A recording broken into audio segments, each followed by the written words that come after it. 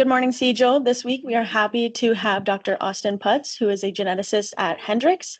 Dr. Putz is currently a geneticist with the swine business unit of Hendrix Genetics and an affiliate professor in the animal science department at Iowa State University. He completed his master's degree at North Carolina State University with Dr. Mark Nauer on litter size in pigs. His PhD was with Dr. Jack Deckers at Iowa State in resilience in swine. And today he'll be presenting his research entitled Using Alternative Models for Evaluation to Validate the LR Method. With that, I'll hand it over to you, Dr. Putz, and you can begin. Yep, thanks, Gabby. Can you confirm you can see my screen? Okay, well, Gabby, yes? Hopefully you guys, it says I'm sharing my screen, so if you can't, let me know. Okay, so yeah, okay, good, good. So yeah, just I'm gonna talk about the LR method today. So I'll introduce a little bit about Hendrix Genetics, but mostly be talking about the LR method. I started this project probably over a year and a half ago now, and well, maybe about a year and a half ago, and got some results and been talking about how to implement it within our company. So we always start with a fun fact at Iowa State. So my fun fact is my son was born, first child was born in January. So this is Aiden. So he likes swings and animals a lot, likes going to baseball games in this picture. So that's been consuming a lot of my time at night. So about me, so yeah, I work for Hypor, which is a part of Hendrix Genetics, and I'm also affiliate with an affiliate with Iowa State University. So as you can see behind me, I've got an office actually right next to Jack Deckers, and James Coltis is down the hall, and then JP Steibel is clear down the hall. So I work with this group here. So my education, yeah, I was here at Iowa State. I went to NC State. I came back to Iowa State for my PhD, and then I've stayed here for my affiliate role. Done internships with FAST, SPG, and the MASH-offs. They became Acuity and were recently actually sold to FAST. Now it's called AccuFast. Did several projects with the MASH-offs and then SPG for a few summers down in North Carolina. Just from small town Iowa, actually about an hour south of where I am right now in Ames. Ames is just north of Des Moines, it's the capital of Iowa, and I'm from just south of Des Moines. Today, most of my research, or most of my job is research, probably 50 to 75%. Depends on the week. I also do a lot of day-to-day stuff, like, I work with the genotyping pipeline. I also help with trials. I help with tech service and also genetic service or sales. And then when it comes to research, I've done, I don't know, probably 15, 20 projects. This recent one was on validation. I'm also working on a lot of alpha-SIMR simulations. Also, actually, turn my pointer on, doing a lot of simulations with alpha-SIMR, which have been really neat. Hopefully get a lot of results. Next time I talk to you guys, I can present that. The boar semen research I did a few years ago, economic values, and all sorts of other projects. I had a crossbred breeding value project and mortality project, things like that. So I kind of do a little bit of everything, which is exciting for me. So the outline today, I'll just introduce Hendrix Genetics and Hypor a little bit, but then I'll dive right into the LR method, and I'll basically treat this like a paper. I've got an objective, talk about the background of LR, talk about my data and my methods, and then I've got kind of two sets of results, either one or two validation groups, and with or without data, and that's kind of a small part of it, the second part, and then go through my conclusions. So my goals today, receive any feedback. I've noticed some of the names in the audience. If you have feedback for me, either during the presentation or after, send me an email. Also give some general takeaways and things to look out for. And then finally, I really want everyone to reflect on their models and why I'm doing this research. Okay, so a little bit about Hendrix. We're a very large multi-species company. We've got layers, turkeys, swine, aqua, traditional poultry, and now recently insect breeding. So we're in Boxmeer in the Netherlands. That's a couple-hour train ride south of Amsterdam. So it's kind of in the southeast corner. I go there a few times a year usually. We're in 100 countries. Well, providing, basically selling, but operations in 25 countries. And then we've got over 3,500 employees. I think last I looked, it was closer to 4,000. We've got over 40 geneticists or so.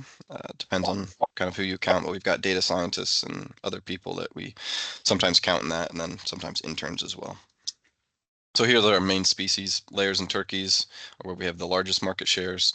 Pigs, we've got a smaller global market share, but growing. Aquaculture, we've got trout, shrimp, and salmon. Those are our main ones. Shrimp is fairly new. Trout and salmon kind of go back a ways.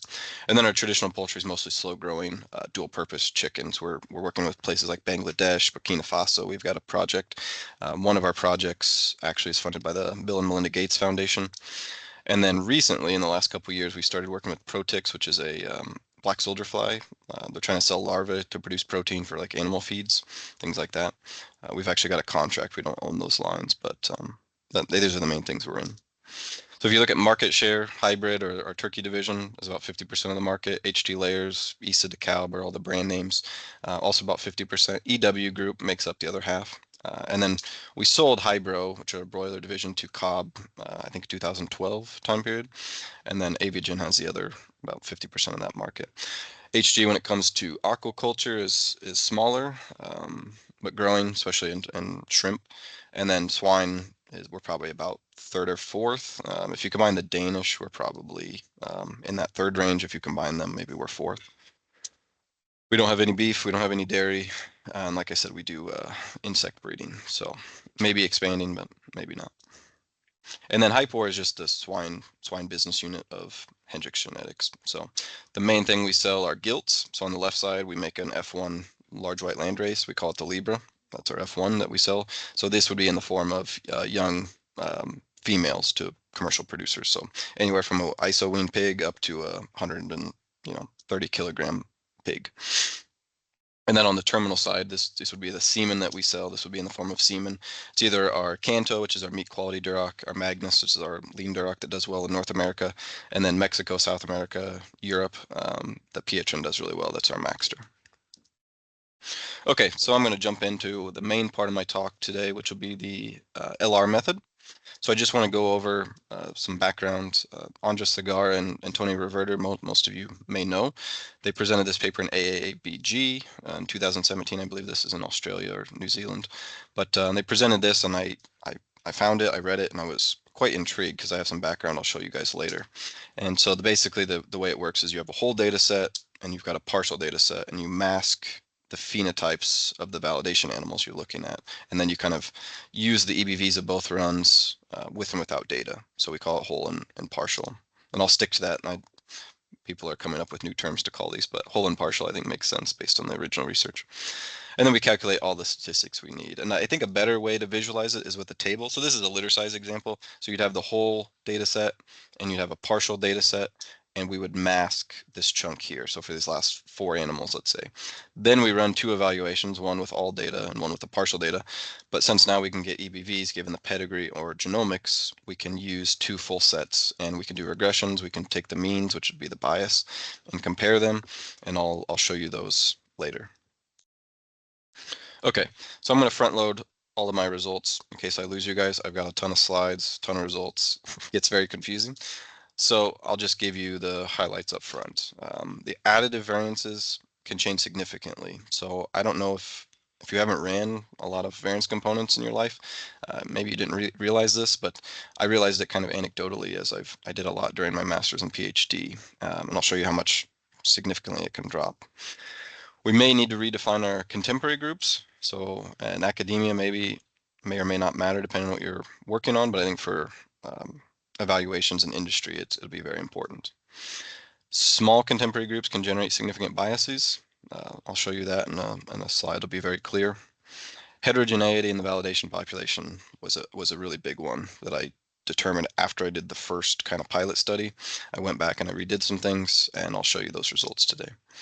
And then dispersion may be slightly better than bias. I'll show you what the difference is between the two in a little bit, but there is an argument going around that maybe dispersion is better than bias, but it's not conclusive yet, I would say. So my objectives today.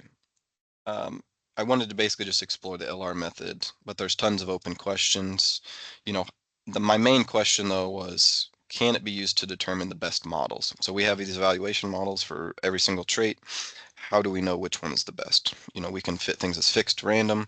We can fit larger contemporary groups, smaller contemporary groups. We can add pen, we can add litter, since it's pigs and we have litters. We can do all sorts of things on the modeling side, but I wanted to determine if LR can determine the best model. Oftentimes during my graduate studies, you are just kind of told to use a certain model, and no one really seems to question it, but I was really interested to dig into the different models. So I'm kind of trying to stress test it. So I'm going to give it some bad models and see if it's garbage in, garbage out, or do I give it a bad model and it gives me good results?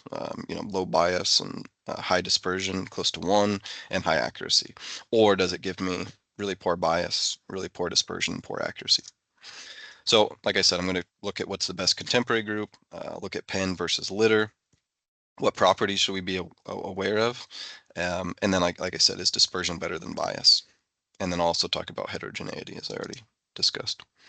So there was just a ton of questions to be asked. So I read the original paper from Andres and Tony, and still wasn't clear to me how to actually implement it. So there was a lot of theory, a lot of equations, but how do we set the cutoff dates? Do I just use one at the very end, or do I use multiple ones? How do I set the hole? Do I add, is it one hole, or do I only add partial data as a time if I'm doing a serial kind of a sliding window approach? How large or how wide should the validation be? So it could be weekly, monthly, quarterly, or even up to 6 months. In pigs, they're off tested about 5 or 6 months old. Which population are we validating on? Are they animals that are off testing soon, animals that are on testing, or are being born? We do some pre-selection at on test. We do some pre-selection when they're born, on the maternal side at least. So it's not really clear which populations or how far back we would be going, or forward in time, I guess. Do we include the data or not? So we'll talk about this at the end, but for growth traits, back fat, any ultrasound traits, we have the data after before we do selections. So we do selections after we do the off testing. So it doesn't really make sense to mask the data, and I'll talk about that towards the end of my talk today. And then when do we update variance components, right? That's another one that often comes up when you do simulations or anything like I'm doing. I'll show you today. So just a little bit more on the background. Prior to the LR method in 2017, and then 2018 was the paper that came out in GSE, I believe.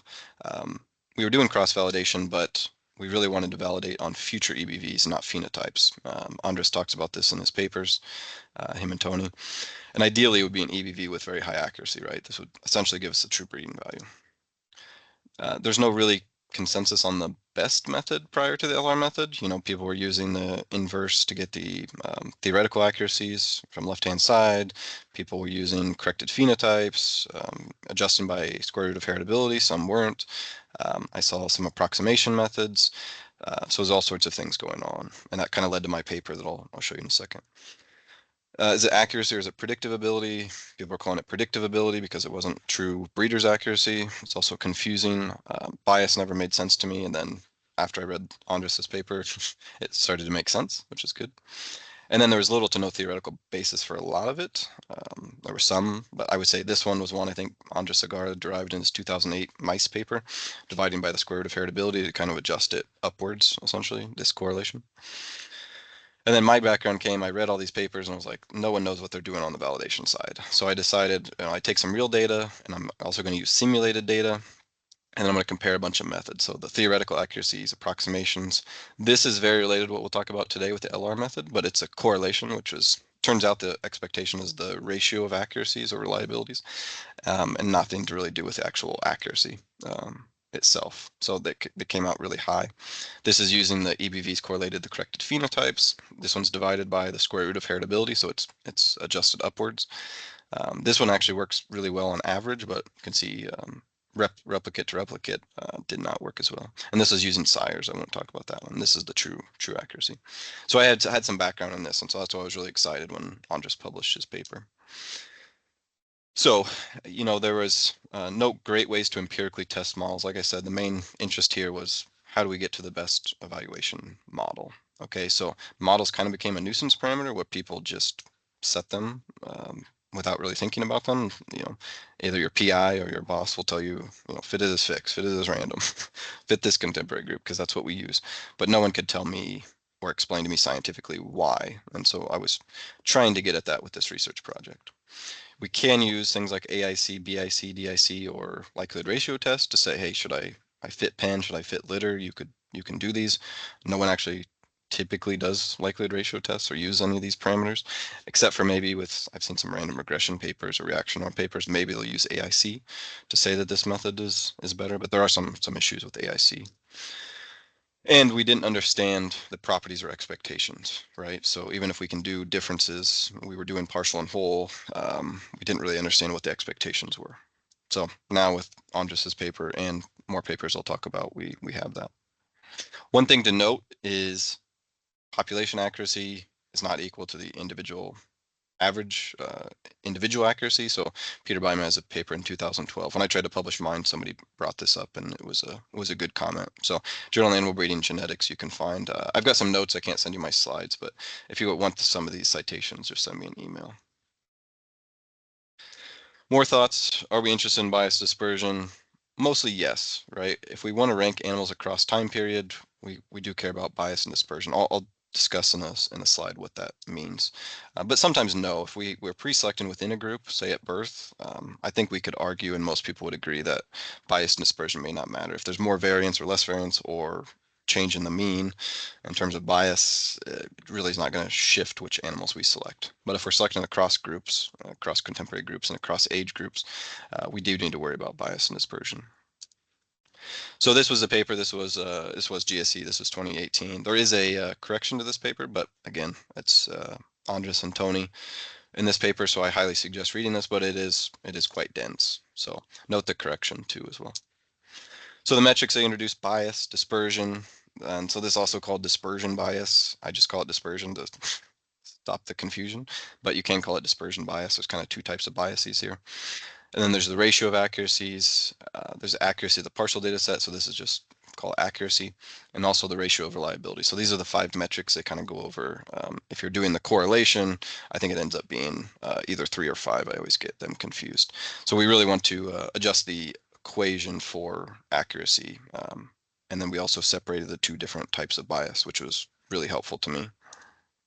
So these are the 3 I'm going to focus on. I'm not really sure, maybe someone here can explain to me, not really sure here how to interpret 3 and 5 in terms of the ratios, in terms of the added information. I don't really know kind of what to do with that information, but I did look at it a little bit. And then I did want to mention the Macedo paper. This is a really good one. If you're new to the LR method, this Macedo 2020 paper in Journal of Dairy Science is really, really good. So I'll just give you guys a figure representation. This one is actually borrowed from figure 1 of the AAABG paper. So they have something that looks very similar to this. And so this would be EBVs, and this would be time. So if you look at one group of animals at time t, so that's today, and then tomorrow or next week I do an evaluation of the same animals, we can kind of think of the bias as this mean difference. That's kind of what we'll be looking at with the whole and partial when we add data or go through time and evaluations. And then also look at the dispersion. And so this really helps students and people visualize what we're trying to do with the LR method. So hopefully that makes sense. You know, these are just some citations. I'll skip through this for the most part, but I did want to mention Haipeng Yu is at University of Florida now. He was here with Jack and working with Rohan as well. Rohan derived, you know, this LR method for nonlinear models. Everything was pretty much the same except for the accuracy calculation was a little bit different, but in general, very similar. And then also Matthias Berman came up with some standard errors. I haven't got to dive into this, but future work would be to add some standard errors to this because that was a very difficult part of this analysis. Okay, so the 2 assumptions are the heritabilities are correct and the model is correct. And so Macedo paper in 2020 actually go through a few of these, but I really wanted to test, you know, if I give it a bad model, what does it do? You know, how does it behave? Okay, so I'm going to now jump into my actual research project, enough with the background. So I took a ton of data from our Duroc line. It was the Magnus, it was the Duroc that you saw on an earlier slide introducing Hypor from 2014 to 2023. So I've got a ton of data, ends up being about 50,000 records. And I've got 2 different farms. These are 2 Canadian farms I'm most familiar with. I've been to these farms. So I just wanted to pull them out so I don't have to also deal with some European farms and maybe some not very genetically connected. So these 2 farms use the same AI stud, so they'd be very well connected as well. So I just used off-test weight at 160 days of age. Okay, and then so this is where I start my validation from January 1st, 2018. I'll show you I do like a sliding window approach every 14 days for most of this research. So I've got about 15,000 records here, but the total is about 50,000 records. So I do have plenty of data, which is really nice about working with industry. Contemporary groups. So like I said, I was very interested in what type of model to fit and how to fit contemporary groups. So our first contemporary group is just farm plus batch. Batch is kind of hard to explain. I'm not exactly sure how we create it in our database, but it's more like a month effect. But if we have, in one of the farms, we have actual batches every 3 weeks. So the batch is the every 3-week batch. And the other one, it's more continuous. So I'm not exactly sure how we set those. Second one, we've got farm batch plus room. So this is going to be the smallest contemporary group in terms of, well, except for pen. Contemporary group 3 is birth plus birth year month. And then contemporary group 4 is the largest. This is farm. Year season would be like for dairy cattle. So the birth, and this is birth year quarter, but doesn't really matter. Then pen would also be adding pen. So this would be the actual pen effect. So it'd be anywhere between 1 and 16 animals. For the most part, there was like 12 or 13 per pen. And then of course litter would be the dam plus the birth date. So this would be between 1 and 10 pigs. So Durocs don't really have very large litters like the maternal line. So typically average total born will be like 8 or 9, 10 pigs, and maybe 6, 7, or 8 of them will be weaned.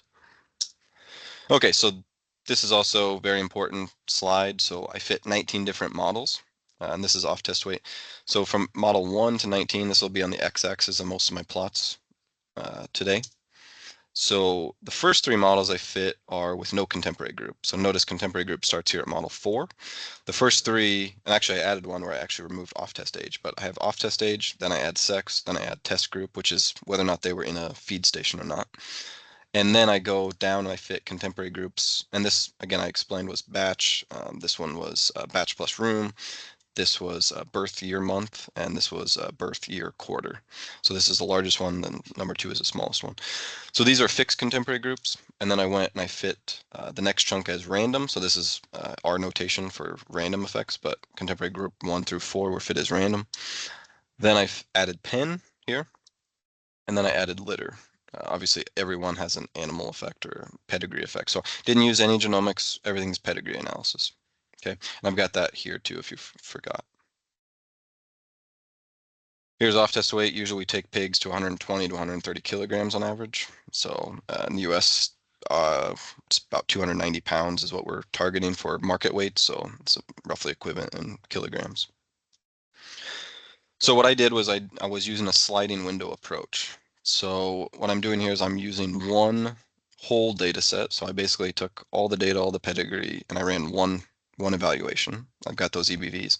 And then for the partial, I started here on the left end. This was 2018, remember, January 1st, 2018. And then I basically walked forward every 14 days. Okay. So I did this and it ended up being 140 2-week periods. Okay. And these are the partial data sets. So, you know, the first partial data set had 14,000. The last one had 53,000. And the whole data set had 54,000. And then I also looked at different I won't show many of these results, but I also looked at different window sizes. So this would be like a quarterly versus biweekly. I don't know how I settle on biweekly. It just seems like we select animals every few weeks or hold them over, and then every 8 weeks they're sent to the stud. So it seemed like a reasonable timeline. And then also they could be with or without data. I'll show that as well. If I have time, I may run out of time. So the 2 things I'm going to show here are I'm going to show the raw every 2-week period, I'm going to have a bias in the dispersion and accuracy. Okay, so I'm going to have the raw 140 validation points, but then I take those and I summarize them by running them through a simple linear model, and I do this by period. Okay, so the first 10 will be the beginning, the last 10 will be the end, and then I've got the middle 60 and late middle would be the 70 to 130. So this will be, you know, the beginning would be close to 2018, and the end would be basically at 2023 last year.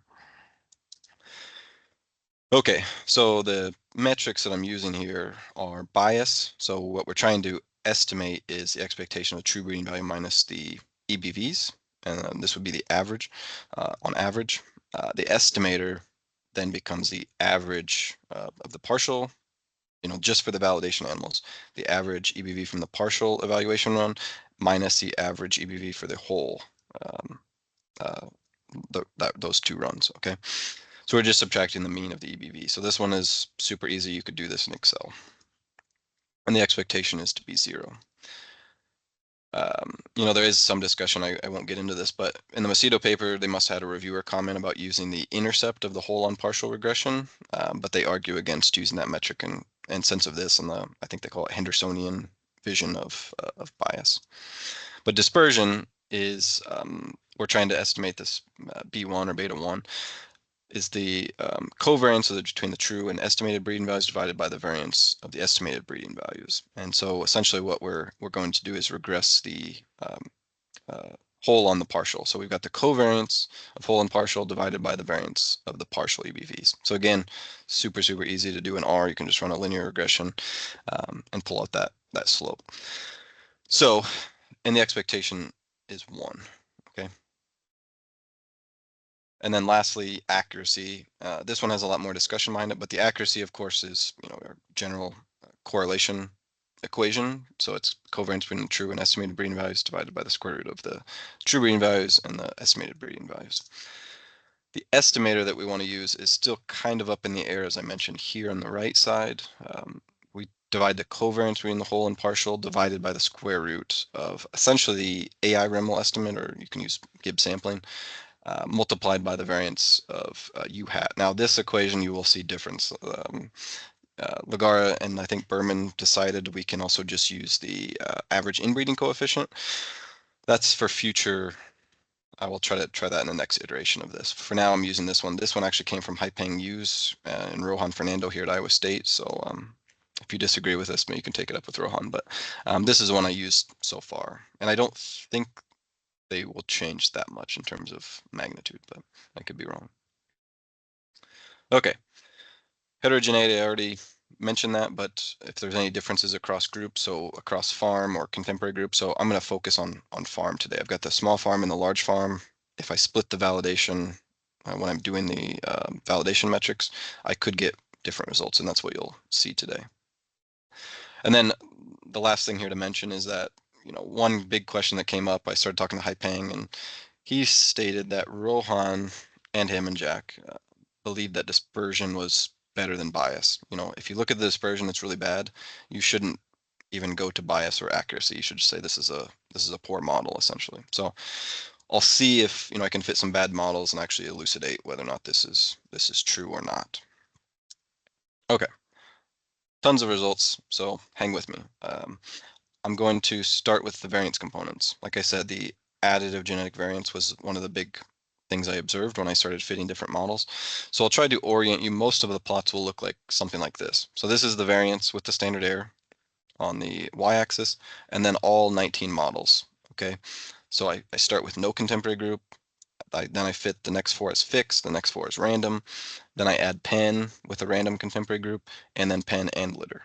Okay, so you kind of see that with litter here. It's only the last 4 models that have litter variances, but you can see the variances, each of the y-axes are different, so make sure to pay attention.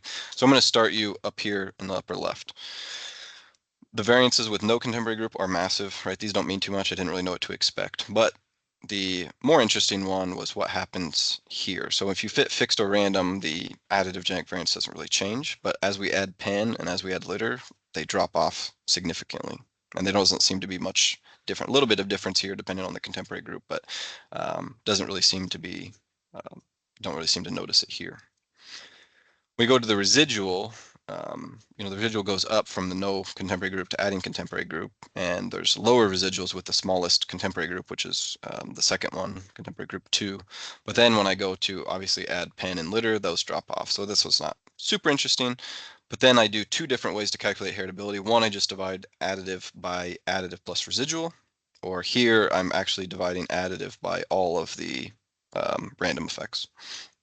And there's been some discussion I've had with JP about this, and JP Steibel, whether or not this is good or bad. But anyway, so I wanted to look at both. You don't see a huge drop off in heritability until we add litter, and then you also see a drop in heritability. So maybe there's a way with forward validation, cross validation, we can validate what's the true additive genetic variation. But at the very end here, you can see obviously the heritabilities drop significantly from close to 0.4 to down to 0.1. So I've never really liked that we do this, but maybe a conversation for another day.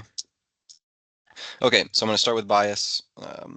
This may overwhelm you, but on the y-axis we've got bias anywhere from -15 to 15 kilograms, and on the x-axis I've got the date. So like I said, I'm doing a forward sliding window approach. So there'd be 140 of these dots, and then each of the windows is the models, right? So I'll start you off here where I've got no contemporary group fit. So if I have a really bad model, what happens? Well, you can see I do generate at the beginning, when I've got the whole data set behind it, this is start in 2018, you can see it generates a massive amount of bias, right? And then towards the end, I kind of end up with zero bias. So if you're just testing at the end of your data set, maybe you decide this model is okay. Model 2, when I added sex, you see a huge variance. The other thing I want to point out is how much variance there is here.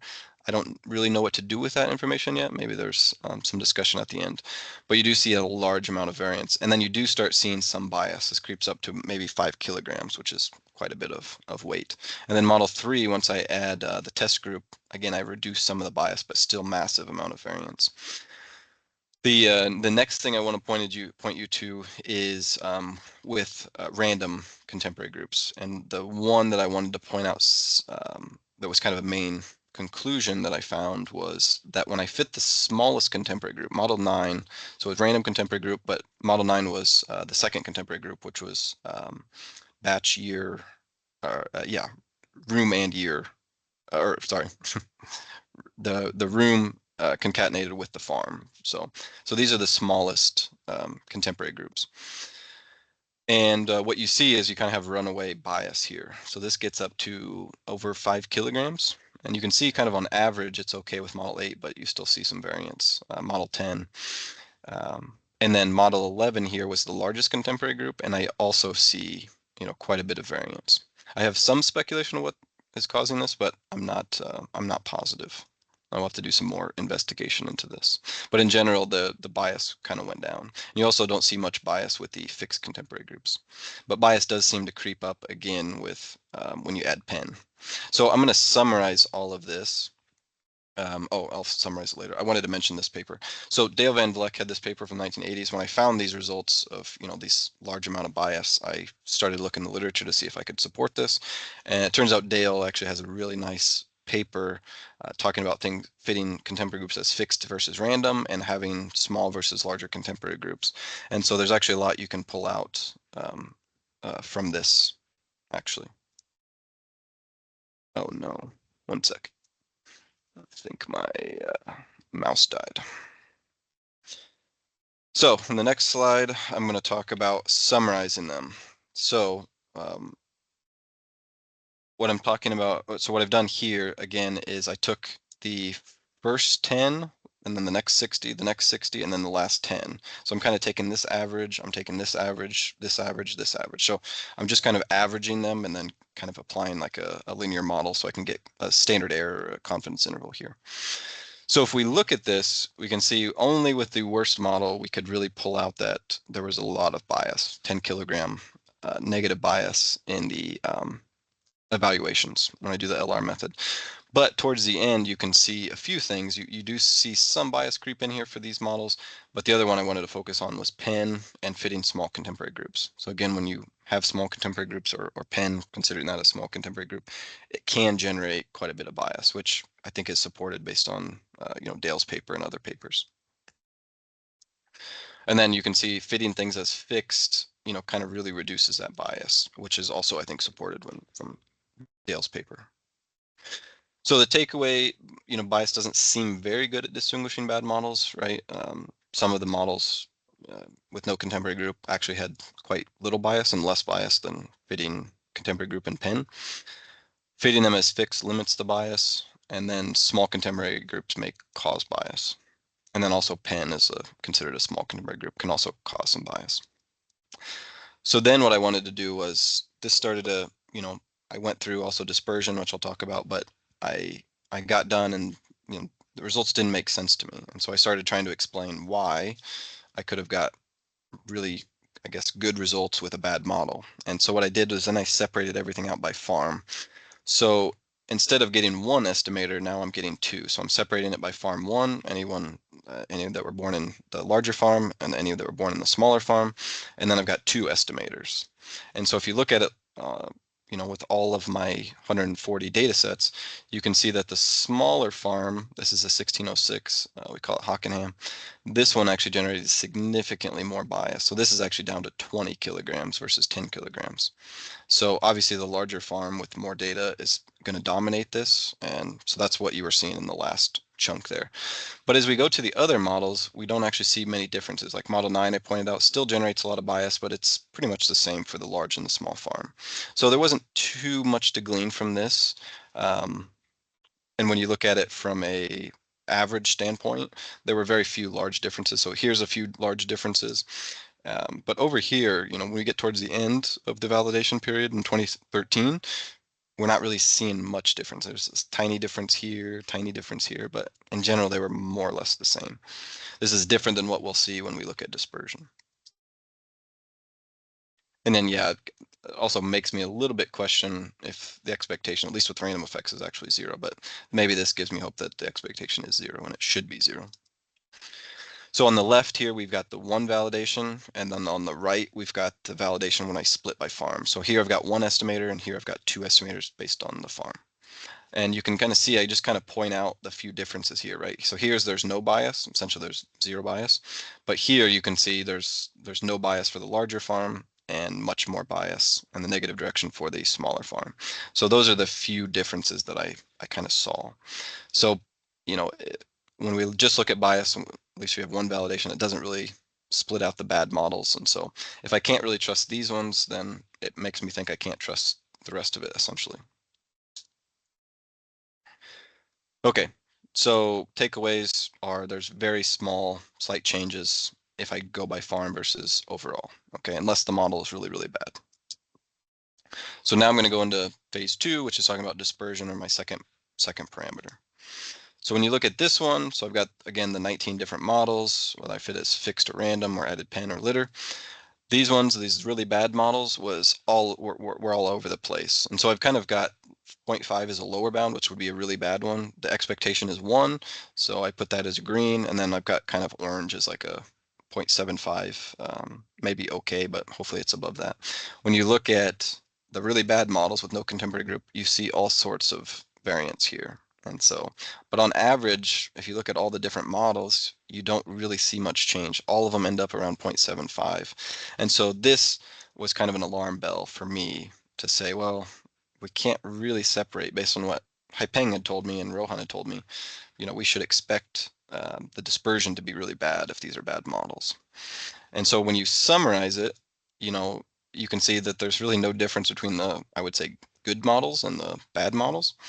And then when you look over here, this makes me not want to trust this because I already got bad results. But this is where the panic alarm set off, right? Like I said, I kind of visualized it, but when I summarized it here, I was like, well, what's going on? Because this is essentially telling me that the best models are with no contemporary group, which obviously makes no sense to anyone. So this is where I really went back to the drawing board, and that's when I started splitting things by farm and found some good results. Here it wasn't so bad. These were kind of lower, but just as bad as fitting pen, which is very common. We often fit pen and often fit litter. The litter ones, for some reason, are better. I don't know why on average just the pen effect is so bad, but the litter ones did go up, just to note. Oh, and these are, well, I won't mention that. Okay, so the takeaways are dispersion may be bad at distinguishing bad models unless we split, which we'll see. Pen seems to be causing issues again, and there was no real trend. I didn't do a good job here, but often I was looking at the contemporary group size and seeing, if we get higher or lower dispersions or biases depending on what size of the contemporary group, and seeing if I could, and I didn't really see any trends there. Okay, but then I split by farm, and so these were I got more excited when I split them by farm. So looking at any heterogeneity, and here is where they really started to drop out. So now the models are getting close to that 0.5 where I'd say, hey, this is a bad model. But the other thing I found was that the small farm, 1606 is a small farm. This is Hockenham, and this is Kenless. So this farm has about 600 sows. This farm, it has 600 sows, but there's only about 100 or 200 Magnus. So in that case, these dispersions were very bad. And But now at least you can see that it separates the bad models, at least in this time period. And then you can also see down here as well at the late time periods. But then this gives me a little more confidence to say, okay, this dispersion parameter may actually be good, and maybe this trend I see, adding pen, adding litter, may be a real effect, and we should be adding pen and litter. Also drops off here, and then obviously drops off here. So this average, yeah, maybe about 0.5 or below. So this also helped, but we also see the big discrepancy between the large and the small farm. So I'm not sure what the implications of this are, but you do see quite a bit of difference between those. And then if you want to visualize it one last time, you can see here, this is one validation, this is split by farm, and you can see it drops off. It goes from really high above 0.9 to below 0.6. And so this also gave me some more satisfying results, I guess, because I didn't know what to do at first. So this was highly encouraging, I guess. And I reported back after I found these results. That's when I started emailing Haipeng and Rohan and Jack and saying what's going on. You guys told me this was good, and it didn't look so good. But this will be a main takeaway of my research today. So dispersion looks to at least eliminate some of the worst models if you split it by farm, or again, I'm going to future research. I'll look into like separating by contemporary group or any other factors I can think of maybe. And then lastly, these, I'm not going to spend much time on this. Accuracy, because of the equations are very similar. You've got the covariance and the variance of the partial in the denominator. They basically tend to have the same exact trends. The only difference is the scale are a little bit different. So good accuracies would be like 0.4 since they don't have data. Once they have data, they'll go up to like 0.5, 0.6 accuracies. But you see again the huge amount of variation in these bad models. So you can get accuracies less than 1 that doesn't make sense, or less than 0, and over 1 that doesn't make sense. But in general, you can see the massive amount of variation. I'm not exactly sure what's causing this. In all the other models, you kind of see it fluctuate right between that 0.3 and 0.4 accuracy level. And then if you look at the same sort of trends, I'll just pick out these ones again. This was the main thing I saw, was that the accuracies I would expect to be much lower with a bad model, and they ended up being much higher. So this was alarming. And then even towards the end here, we basically get the same results. And the worst model was the one with pen, which didn't make sense to me. Okay, so basically the main takeaways are accuracy seemed inflated for bad models. And then pen also showed both higher and lower accuracies. If you go back and look at that, here we see a higher accuracy, but here we see a lower. So it's also giving, I guess, conflicting results, which was odd to me. Didn't know how to explain that. But then again, I do the same exact thing. Again, the trends were the exact same as dispersion, so I'll spend much less time on this. I'm running out of time. But here, you see it drop off again. See the accuracies drop off. Now the accuracies are between 0.1 and 0.2. Before they were upwards of 0.5 or above 0.4 at least for many of them. And then even here towards the end, you can see that the no contemporary group models really did kind of separate themselves out. So again, very, very, very encouraging for my research. I'll skip through this. Okay, so the main takeaways, again, separation by farm seems to be more appropriate if you have large differences. I have a feeling this will be the case for other industries, but especially dairy cattle, where you may have a 3, 4, 5,000 cow dairy versus you have some very small dairies that are still family farmers. So this may be important for other species as well. There can be large differences between the accuracy calculated for each farm, and I need to try, like I said, more splits. So maybe there's maybe by year, maybe by contemporary group sizes, what have you. And then there's no clear trend again in contemporary group since it was the same as the dispersion parameter. So small contemporary groups, large contemporary group didn't really show a solid trend that I could see. And then one of the last things here I was going to talk about was validation with data. Okay, so in real populations, when we go to do selections, we have the phenotype, and this was a common thing that I think got messed up when we originally started doing some validation and started looking at genomic models and things, was that if they were using off-test data, they would often mask it, which is fine for like a proof of concept, but in general, we would have the phenotypes. So average day gain, feed efficiency, or average day feed intake, back fat, muscle depth, we would all get those at off-test. Then we wait a week or two to run the evaluations. Well, we run 5 times a week, but we would wait a little bit, we'd put them in a holding pen, then we do selections. So we have the data, and we shouldn't have all that bias if we can just collect the phenotypes and run the evaluations. So it doesn't really make sense to mask the phenotypes. And so what I did here was that, I asked Jack, I said, well, now what do I do? Jack said, well, it's easy, just use the validation animals, but as the end part of the partial data set. And then I basically walk that forward. So this would be including with the partial data set compared to the whole. And the whole would have all the rest of the data. So it should be more accurate. So anyway, that's what I did. Hopefully that makes sense. The only thing to really take away, so this is looking at bias. Bias didn't really change at all. So the takeaway, no real change. But when I get to dispersion, here's where the dispersions improved. Remember before, the dispersions were around 0.8 to 0.7. And when you add the data, this would be like we actually have it. The dispersions do increase. So at the very beginning here, you can see that they're a little bit lower, but towards the end, when we have no future data available, the dispersions were close to 1. So this makes me think maybe, at least when you have data, the expectation should be much closer to 1, if not 1. Okay. Accuracy, I'm not really going to talk about because I didn't separate these by farm, but you see the same sort of trend as before. You see really high accuracies for terrible models, and then you see actually a drop off as you add pen and you add litter. So this was kind of goofy results. I need to redo this analysis and add and separate it by pen. But also notice accuracy is much higher. I have 0.3 and 0.4. So before they were about 0.3 to 0.4, and now they're up in this range. And then there wasn't much to note about the quarterly versus biweekly. Small changes overall, slightly lower accuracies, but there was less variation because I have much larger data sets. And I still walked every 2 weeks, but I added the next 3 months of data.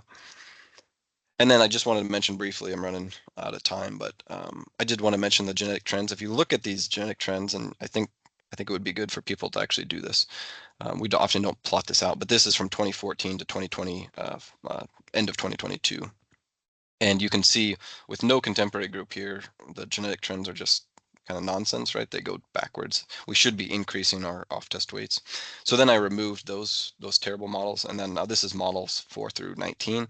You can see we get large variations, especially at the end, and these are kind of goofy looking. I cannot explain this, except for we don't really select for off-test weight, we select for average day gain, so I'm not sure if this is just kind of an artifact or what's going on here. But in general, you can see here how there can be large differences in the genetic trends. And I just kind of summarize that here. So this is the third to last year quarter estimate. This is the mean breeding value. And what you notice here is that some of the smaller contemporary groups, actually the smallest contemporary group, showed much lower genetic trends than the other ones. So if you fit them as fixed, you don't see that. But and then the ones with pen and litter also were much higher. So I'm not sure really what to do with this information besides say that we do have to be careful with what model we're fitting. Okay, so takeaways here as I wrap up. There's large variation in genetic trends depending on what model you fit. The smaller contemporary groups generated for this trait lower genetic trends on average. And then I'll just summarize real quick. So bias can be generated in these evaluation models. How much is too much? I'm not sure. And I'm not really sure what the impact on genetic gain would be. But dispersion did look better to me than bias in terms of model validation. So again, I didn't look at genomic models or anything else, but just for your normal evaluation model. And then also accuracy was very, very, very similar to the equation for dispersion, which was also, I think, superior to bias. Also, I talked about this many times, heterogeneity in the validation population can cause issues. So I do think it needs to be recommended that you need to look within the different validation populations for any sort of heterogeneity. So the big questions, how does this translate to our genetic progress or lack thereof?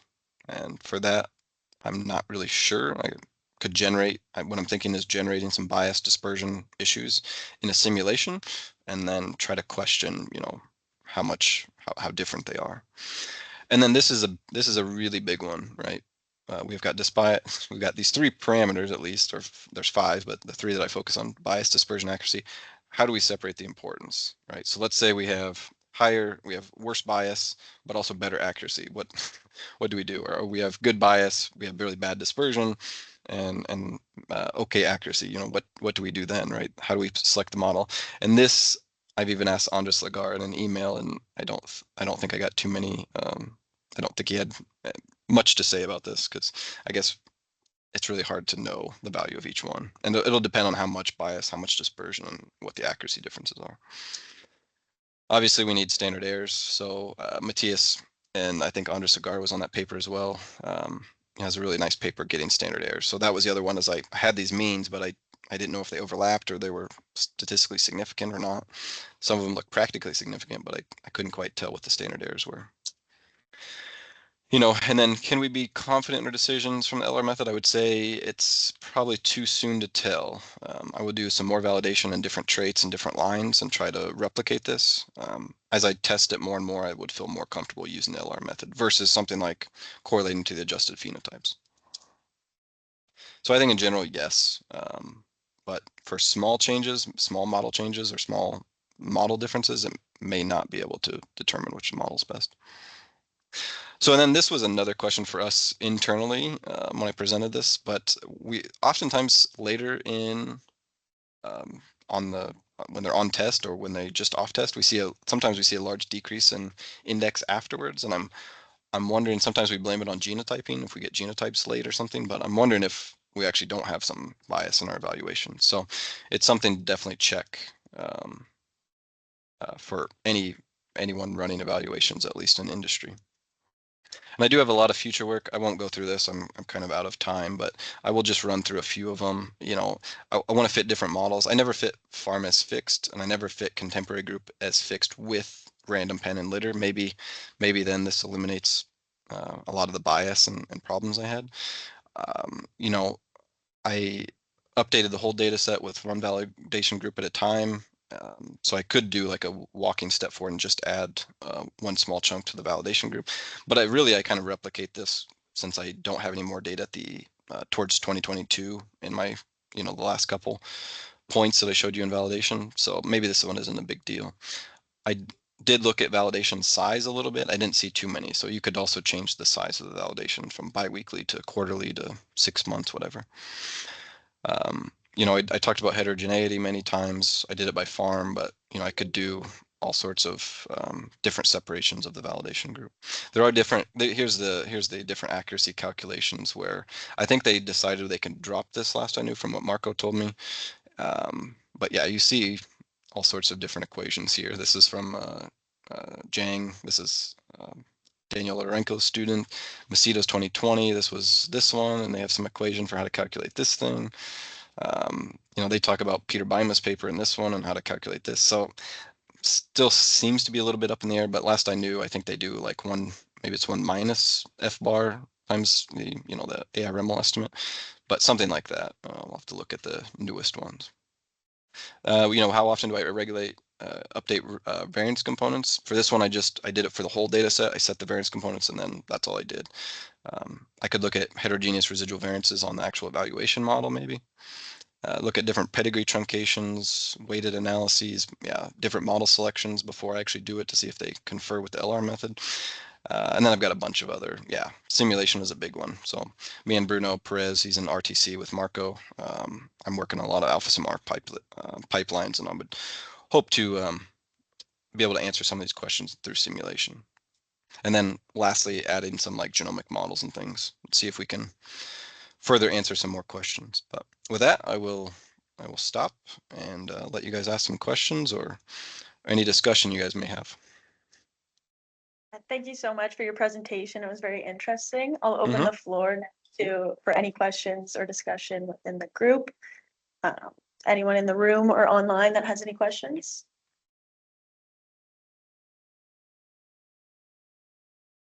Flavio?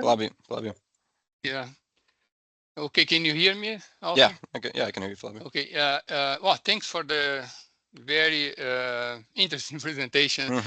Yeah, this is really a hot topic, a lot of uncertainties that I think you try to elucidate there, but I have a theoretical question for you. So why for you the expectation or dispersion parameter should be 1? And the reason why I am asking is this is because you have, you don't, most of the results that you showed to us, you don't have the phenotype of the animal, right? The validation animal. Yeah. So the EBV of that animal, and you don't have the genomic part, is based on the parent average only.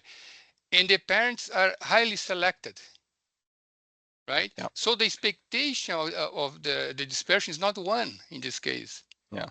Right.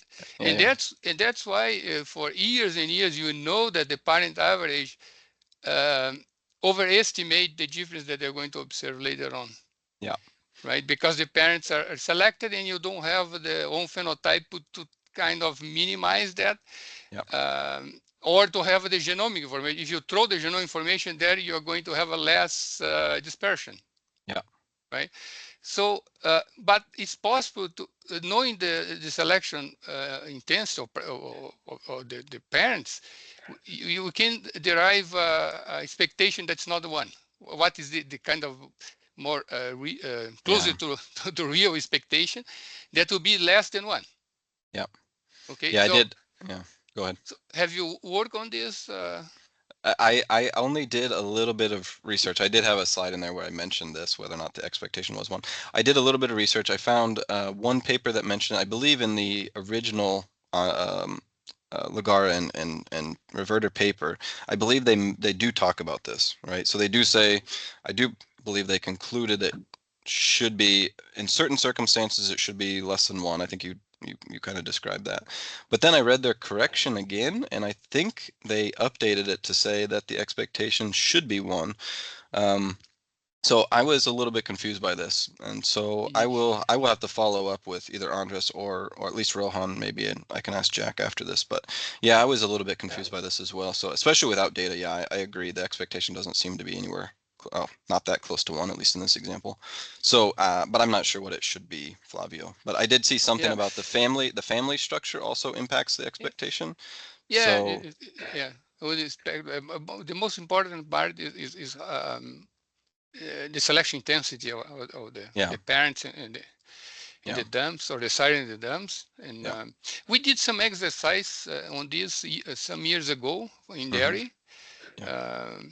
We did some calculations exactly on this, and we came up with a table where you have a different selection intensity, what would be the expected value. Yeah. Right. Oh, that's good. That's good. So I think that's important. I mean, in general, would not affect comparing the different models, right? But you can see that all are not there in the expected value, but some of them could be closer, right? If you have the right expected value for the dispersion.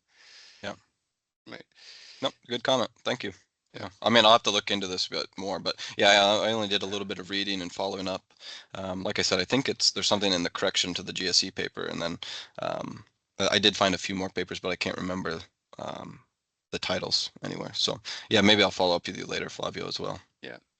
It will be different if when you have the own phenotype of the individual, but with the parent average, that is a well-known result, right? That we expect not being to be inflated. The prediction of these animals, right? When you have the own phenotype, or in the case of the bulls, when you have the progeny, right? Progeny tested, right. The difference was smaller, right? Right. Yep. Yep. Good comment. So I have one more, but let's see if there are other people that like to ask questions. Okay. Anyone else? Yeah. I have a question. You showed that when you separate by farm, you see a pretty big distinction between your small farm and your large farm. And I was wondering if you think that it would be more valuable in the future to determine your model based on consistency between the groups, or if we're just looking for the highest value of dispersion or accuracy overall. Oh, yeah, that's a good point. By consistency, you mean getting like the dispersions closer to each other? Yeah. Yeah, that's a good point. I never really thought about that, to be honest with you, but that could be. But yeah, what I'm more worried about is either updating the variance components, or maybe the variance components, because the one farm's larger, the variance components are based on that farm, and so either I don't know if I would go to like a multi-trait model, but also fitting like heterogeneous residual variances, and then I want to see if that actually would decrease that difference. So yeah, I mean, that's a good point. Maybe I could just look at that difference. And yeah, obviously I would want to minimize that difference, and I want them both high. But yeah. Anyone else? We can go back to Flavio. Okay, go for it, Flavio. Gabby, you are muted, just to let you know. You are. Oh, okay. I think she's from the room, but yeah. No, I think Gabby was saying something. No? Oh, okay. No. I was just saying. Okay. Okay. Go ahead. Yeah, go ahead, Flavio. No, I think this is maybe for the student that are in the audience, because when you fitted the model, right, and you put contemporary group as a random effect, and then you have to present the heritability estimate. Then you have the option.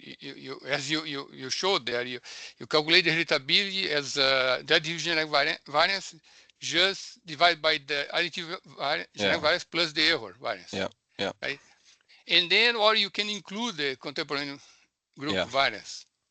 Yeah. So, what is the interpretation of these two heritabilities? Yeah, that's a good question. You know, this one came up. I've always wondered why. Well, it came up when I was looking at. I was reading Morode's book one day, and I was a student, and I just realized when you look at the model, right? When you look at them, or I should say mixed model equations, you see the residual divided by the additive, or well, I think that's right, yeah. So, but anyway, so I was always wondering when it comes to really accuracy or looking at the impact of heritability on accuracy, why we add all these other random effects. And actually, I went to JP. I was talking to JP Stiebel down the hall about it, and he said actually Fito Quintet, more theoretical guy, he was also questioning this. I don't have the answer in terms of the interpretation, but for me, the thing that would be more appropriate would be just the additive divided by the sum of the additive and residual. But you know, I've discussed this with Jack as well, and he seemed to agree with me.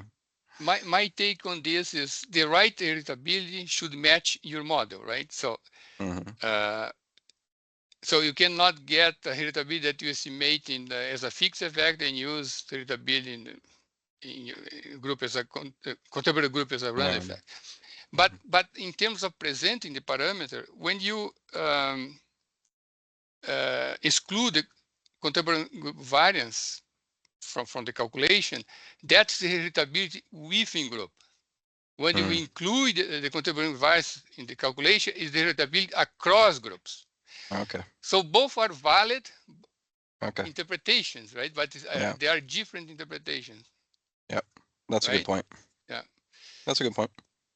But to know which heritability you're going to use, you have to match. No, you cannot estimate the heritability in the model that you treat as fixed contemporary groups, and then use when you treat it as random, right?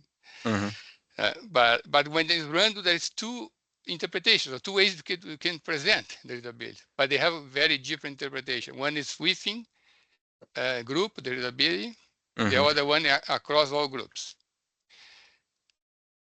Yep. Yeah. Do you have a citation for this? Is this because I didn't really follow up on looking into this. I don't remember like by heart now, but yeah, this is old papers like me, like when I read it, you would find this interpretation. I was very curious to read some of the literature on that. I never got to it around for this project, but yeah, I actually wanted to look that up because I know I'll have to ask JP again too, but I know he said Fito had looked into this as well. Yeah, I think people, I would say probably old Van Vleck's paper, you would find something like this type of interpretation. Yeah, that's good to look up. Yeah, for sure. I think we will end here. Thank you for this great discussion. And thank you, Dr. Putz, for coming, or not coming, virtually to present for us. It was a really great presentation, so we really thank you for that. Appreciate you for having me. Thank you. And we'll stop the recording and post this